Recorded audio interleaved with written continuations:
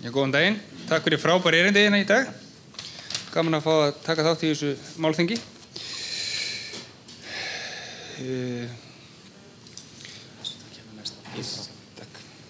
Heyrðu, ég ætlaði aðeins að fá að ræða svona hugsa upp átt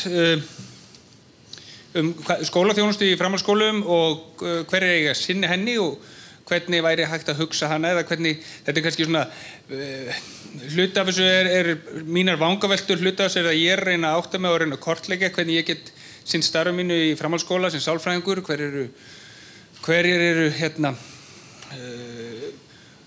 já, hvað verið að gera í samfélaginu, hverjir eru reglur og löggjöf í kringum þessi mál og reyna að fá okkur svona sem hönd á festi til að áttum á því hvernig getur þessi þjónusta orðið kannski festi í sessi. Skólaþjónusta í framhaldsskólum er meira en sálfræðiþjónusta, þannig að ég mun fara svona kannski fram og tilbaka. En þetta er svona í grunninn vangaveltur skólaþjónustu sem er stundum með jöfnum höndum kallað sérfræðiþjónusta og vangaveltan hjá mér í dag er kannski hver á að veita þessa þjónustu, þessa skóla eða sérfræðiþjónustu í framhaldsskólastigi.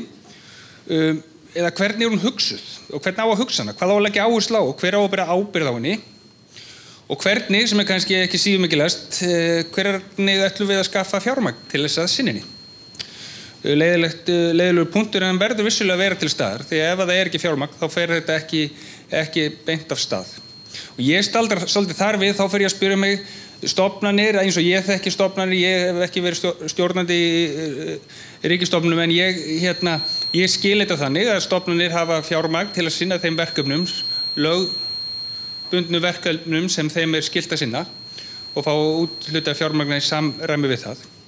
Og ég hugsa þetta erindi svona sem innlegg í umræðuna og vonast svona til þess að þetta verði samtal sem einhverjum hætti verið hægt að halda áfram meðal hagsmunaaðila, skólafólks, nemenda eða þeirra sem starfa á vettvangi stefnumótunar eða stjórnmála. En hvað er skólaþjónusta og sérfræðiþjónusta? Gæti maður kannski dregið fyrsta ályktunar, er þetta ekki bara svo þjónusta sem skólar veita, er þetta ekki bara eitthvað sem gerist svona í orðanna hljóðan, þjónusta skóla? Það er kannski ekki alveg svo og ef við horfum niður á hinn skólastigin, niður í leikskóla og grunnskóla, þá er þetta nokkuð vel skilgreint og afmarkað og fjalla í lögum leik- og grunnskóla og sem og svona undirstrika frekar í reglugerðum sérfræðiþjónustu sveitarfélaga. Þar ef við svona förum bara hratt yfir það, lögð áhersla á að þessi þjónusta fari fram innan skólana og hún feli í sér stuðning til nemenda, fjölskyldu þeirra og stuðning við starfsemi grunnskólans og starfsfólk hans.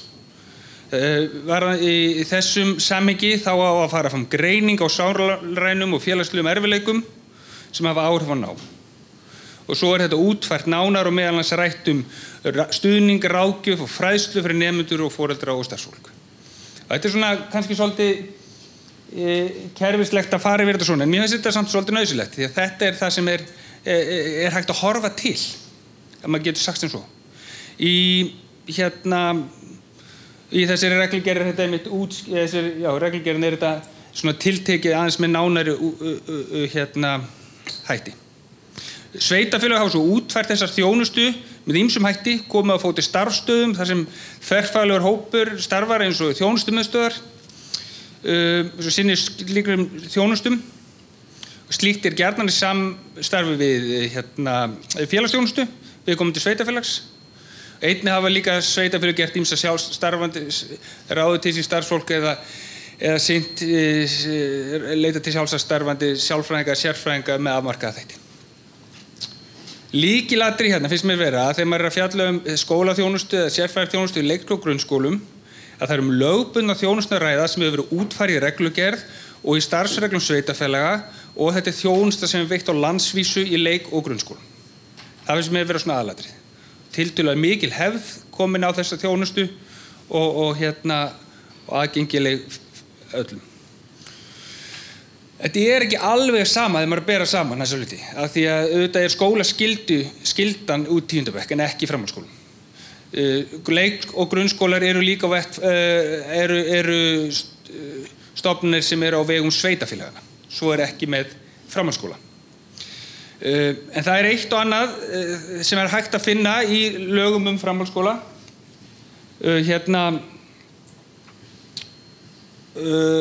Samt sem áður. Í fyrsta lagi þá rekstur framhaldsskólana aðeins öðruvísi, eins og ég segi áður, með að vera reknir af ríkinu en ekki sveitarfélögum og eru starfandi sem sjálfstætt starfandi stofnanir. Í lögum framhaldsskóla talað að skólar eiga að stuðla að alhliða þroska nemenda, veita nemendum með tilfinningalega félagslega örðugleika, kennslu og sérstakan stuðning í námi. Einnig talað að leitast við að veita nemendum með námserfiðleika eða veikindi sérstakan stuðning og líka að það skuli starfa námsráðgjafar í skólum. Og það bara áhugavert. Þetta í lögum framhaldsskóla. Það skuli starfa náms- og starfsráðgjafar í framhaldsskólum. Það ekki í lögum framhaldsskóla að vera sálfræðingur þar. Ekki skólahjúkrunarfræðingur. Ég gat ekki fundið að vera sérkennarar í lögum framhaldsskóla. Leiðréttið mig endilega ef ég hef rangt fyrir mér.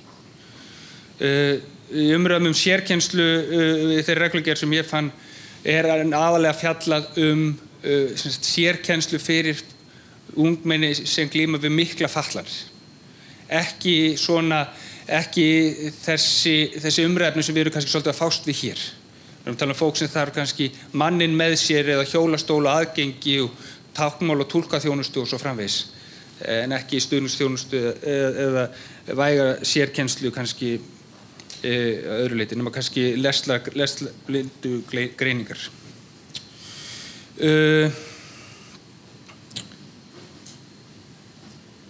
Það þó ítrekað í reglugerðinni að það eigi að vera sérstakur stuðningur, þó að reglugerð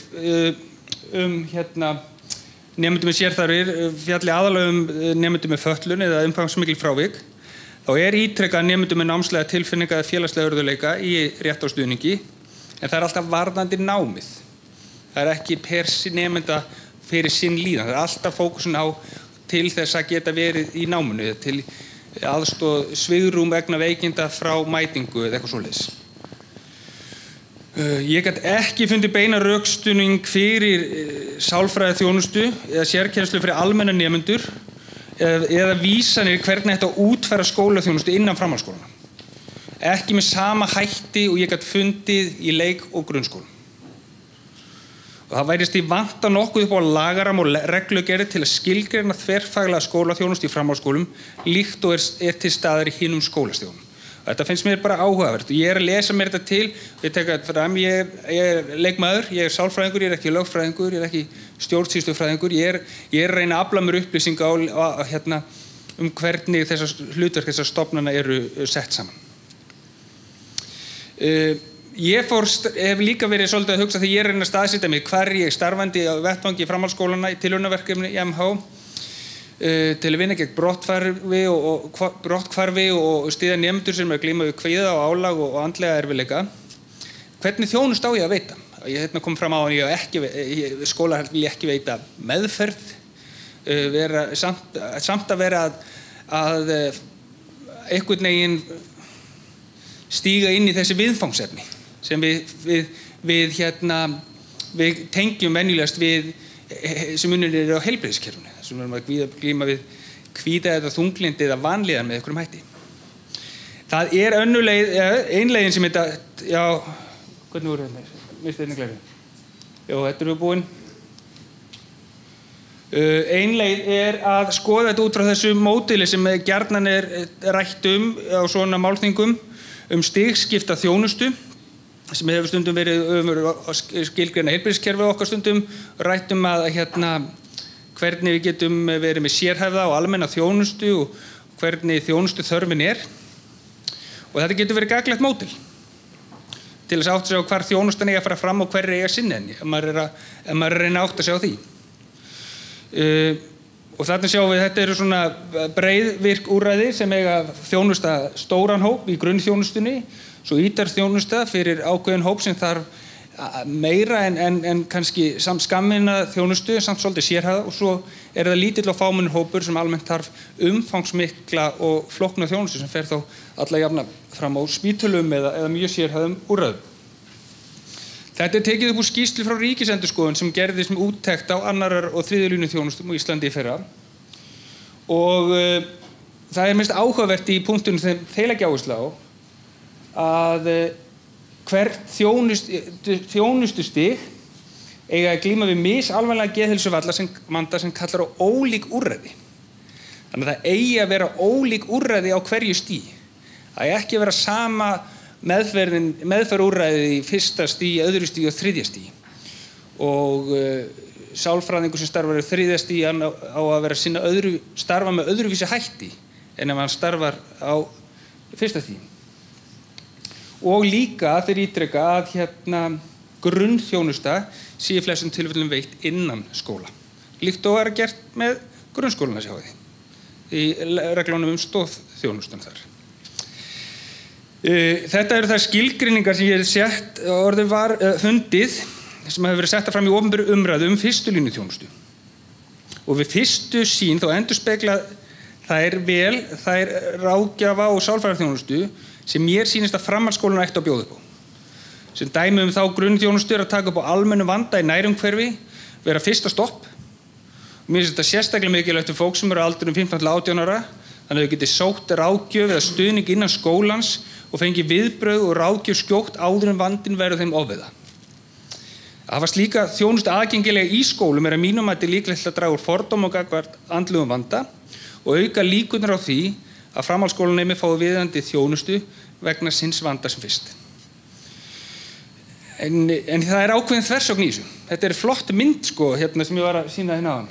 Og hún er vel teiknuð og fyrir mér finnst hún mjög lógískt að kerfin okkar séu sett svona upp og þetta er gjarnan rætt eins og ég sé á málþingum og þetta er tekið beint upp úr skýrslu Ríkisendurskoðunar og það er fjallað þetta í eldri skýrslu eftir Kristján Már sálfræðing sem var með svipuðu sniði frá 2004. Hins vegar, það er ákveðin þversögn í því að þó hægt sé að finna umfjallanir stigskipta þjónustu í opinberum gögnum, þá bendir Ríkisendurskoðun á það að slík skipting er ekki hluti af lögum né reglugerðum. Þetta er eiginlega bara til í svona spjalli fólks á milli. Stofnanir okkar eru ekki settar upp eða skipulaðar formlega með þessum hætti.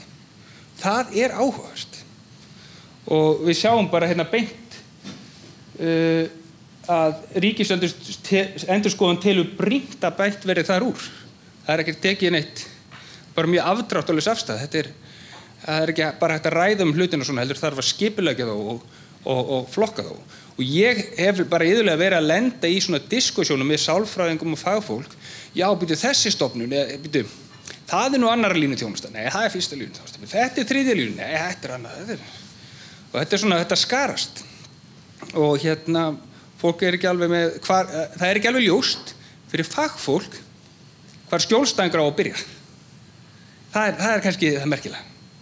Hvar er fyrsta skref? Á maður að byrja að fara til sérfræðings? Eða á maður að byrja að fara til einhvers neðar í hierarkíunni til þess að fá viðunandi þjónustu? Hver skal stefna?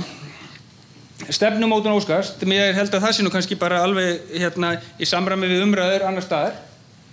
Það lítur nauðsynlegt að skoða sálfélagslegan stuðning og ráðgjöf til nemenda á framhaldsskólaaldri og horfa líka á önnur úrræði í samhengi.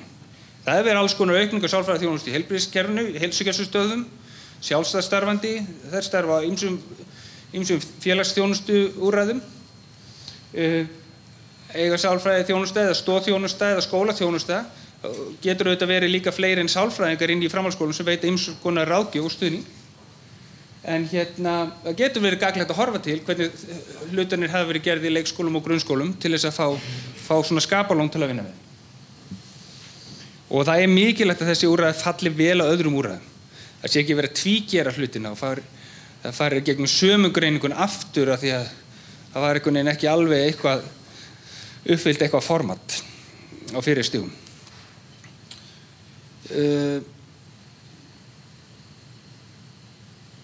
En hvernig er sálfræðiþjónusta í framhaldsskólum? Þetta er mér kannski sérstaklega hugleikið. Þetta er umræðefni sem er búið að vera meir og meir í umræðinni síðustu misseri. Mikil ósk heyri maður frá bæði skólasamfélagi í menntaskólanemum, fagfélögum ákall það að aukið aðgengi að sálfræðiþjónustu sé æskilegt og mikilvægt að hún sé aðgengileg ungu fólki með einhverju formi. Og margir skólar, eða nokkrir skólar allavega, hafa farið af stað með svona tilraunaverkefni í þessa átt. VFMA var líklega fyrstur hérna fyrir nokkrum árum, fóru með 30 ára verkefni í gang, Menntaskólann á Akureyri, Flensborg, FB, dæmi skólar og fleiri skólar en hafa verið að prófa sig áfram með svona ólíkum útfærslum. Og samt staðan þannig að þó að umræðan sé svona jákvæð og uppbyggileg, mikilvægt að bregðast við og að takast á við þessu umræðu, þá þessi þjónusta í algjör óvissu. Það bara staðan. Það liggur ekki fyrir skýrar opinberar áætlanir uppbyggingu hennar eða fjármögnun eins og staðan í dag. Og það bara ekkert hægt að segja öðruvísi. Ég veit ekki hvort ég verði með vinnu á næsta vetri. Af því það ekki búið að fá styrk til þess að lofa með vinnu. Skiljiði. Þegar þurfti að skera niður á Verkmenntaskólanum á Akureyri fyrir nokkrum árum, þá þurfti að skera niður þjónustu sálfræðings sem var búinn að starfa þar í 3 ár við góðan orðstýr. Og þessu þurfum við að vera vakandi fyrir. Það er ekkert öðruvísi. Það hefur ekki verið gerð úttekt á þessari þjónustu eða hvernig hún hefur komið út, en svona almennt séð virðist fólk ánægt með hana sem að henni kemur, en hún öll byggð upp á svona tímabundnum ráðningum, tilraunaverkefnum eða verktökusamningum með óljósa framtíð, eins og staðan í dag. Þetta virðist að vera svona þessi módel sem mér sýnist skólar hafa annaðhvort farið að stað með, annaðhvort ráða sálfræðing í skólan til með fasta viðvörð innan skólans, vera í samstarfi við skólaþjónustuðina, félagsþjónustuðina í nágrenninu, ráði þar vera með einhverju verkefnavinnu eða halda námskeið eða græða aðgang á sérfræðingum. Nú eða vera bara í beinu sambandi við sálfræðinga í stofurekstri út í bæ. Það er misjafnt hvort að þessi þjónusta sé auglýst á heimasíðum skólana eða hvort hún sé aðgengileg svona bara gegnum námsök eða eftir að í ljós kemur að viðkomandi nemandi sé að glíma við. Eitthvað sem þarf að sinna sérstaklega. Ég ætla bara að sýna ykkur rétt ég get kannski sýnt bara svona stutt hvernig ég hef verið að þróa starfið mitt þarna niður í MH og þetta nú bara svona almenn starfslýsing, getur maður sagt. Ég reyna að vinna gegn brotthvarfi. Ég býð upp á viðtöl þar sem ég að leggja stutt mat á vandann og styðja nemendurnar miða við 3-4 viðtöl svona max per nemanda. Umfangi leyfir einfaldlega ekki meiri þjónustu á einstaklingsbasis. Ég hef verið að halda fyrirlestra í allum lífsleikni áfengum vetrarins. Ég hef verið að bjóða upp á prófa og streitunámskeið til að takast á við streitu og álag og unni góðu samstarfi námsráðgjafa og hjúkrunarfræðing skólans og kennara. Og hérna getum við kannski séð stuttaði samantekt. Bara á síðasta ári voru 205 nemendur sem höfðu samband við mig út af ýmsum ástæðum sem ég bara töluvert mikið, ég bara í 4 daga í viku þetta og ástæðurnar voru misjafnar. Þetta svona löng mynd af því ég var bara svona að reyna að fá yfirsýn yfir þetta. Þetta uppgefin ástæða þegar nemendi kom til mín í fyrsta viðtal. Hvað hann af hverju ertu komin hér svona, spyr maður svona fljótlega, hvað veldur þú komin til mín núna í dag og þá þetta með einum öðrum hættu. Það sem við sjáum þarna mikið til þetta kvíðatengt, streitutengt, vandamál, vanlíðan eða persónulegir erfiðleikar af öðrum toga.